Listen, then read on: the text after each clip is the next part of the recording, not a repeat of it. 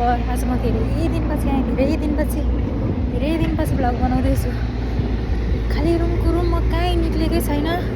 रुममा बस्यो, खायो, सुत्यो, उठ्यो, कामै त्यही भइरहेछ आजकल। वर्किङको प्रोसेसमा छु, भिजा थपिरहेको है। अनि खालि कामै छैन कि 1 महिना हुन लागिसक्यो काम नगरेको। खायो, बस्यो, सुत्यो, सुत्दा पनि अब त निन्द्रा लाग्नै छोडिसक्यो भने ओहो कति सुत्नु हो, म त निदाउनै छोडिसकेँ। लास्टै गाह्रो भइसक्यो।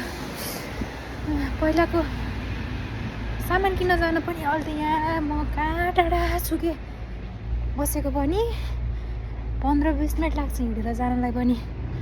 लास्टै टाढा।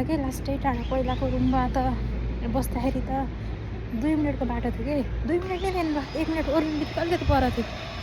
अहिले त लास्टै टाढा। म त सामान किन्न जानु नि हिँड्नुपर्ने।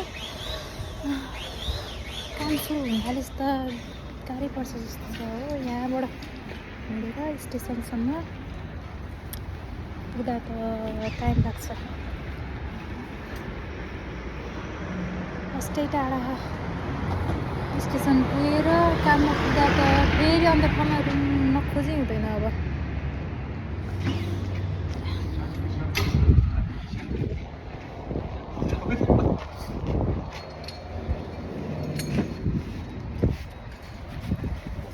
एक हप्ता चाहिँ लगभग पानी आएकै। यस्तो पानी पऱ्यो अहिले कस्तो मजाको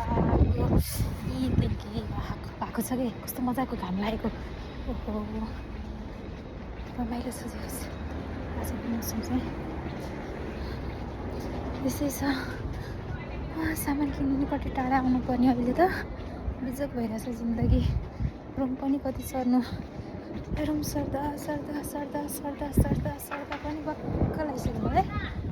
अझै एक ठाउँमा नसरिकन फिक्स हुन्न। कस्तो राम्रो गार्डन छ क्या यहाँको।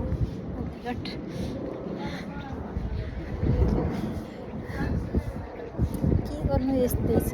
काम नगरिकन हुँदैन। काम गर्नै पर्यो, खानै पर्यो, बस्नै पर्यो। गाह्रो छ नि। कस्तो राम्रो फुल फुलेको कि यहाँको मस्त लगाएर।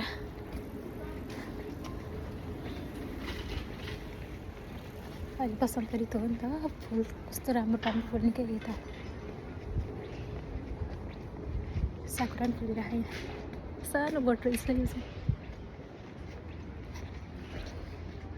ल यस्तै छ। म सामान किनेर आउँछु, धेरै दिनपछि आएँ, त्यही भएर यसो भ्लग बनाउँदै हिँडौँ भनेर। ल ओके, बाई बाई।